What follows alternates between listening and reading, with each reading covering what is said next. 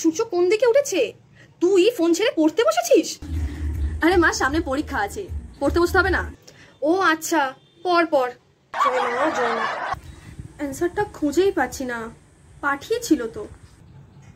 আবার তুই সেই ফোন নিয়ে বসে আছিস? এই নাকি তুই পড়ছিলিস?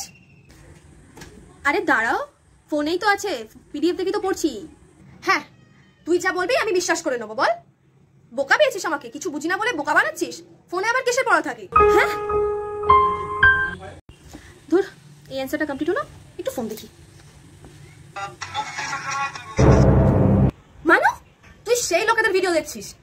লোকেদের মুখ দেখা ছাড়া কি তোর কোনো কাজ নেই? আরে মা, তুমি শোনো, আমি এক্ষুনি পড়ছিলাম, ঠিক আছে? ভালো লাগছিল না, তাই মাইন্ড ফ্রেশ করার জন্য একটু রিলস দেখছিলাম। কি পড়াশোনা বাদ দিয়ে তুই লোকেদের মুখ দেখাটা আগে? আজ তোর বাবা আসুক, তোর বাবাকে বলছি এত খরচা করে কলেজে পড়ানোর দরকার নেই, কলেজ থেকে ছাড়িয়ে দিতে, তখন শান্তিতে ফোন দেখবি। হ্যাঁ মানু, একবার শুনে যা তো। আসছি মা, এই অ্যান্সারটা লিখে আসছি। থাক মা, আর আসতে হবে না। লোকেদের ভিডিও দেখার জন্য তোর সময় থাকে, আর মা ডাকলো, এর বেলায় তোর সব পড়াশোনা চলে এলো। বল, এটাই আমার কপালে আছে। হে ভগবান। নে, পড়লেও দোষ, না পড়লেও দোষ।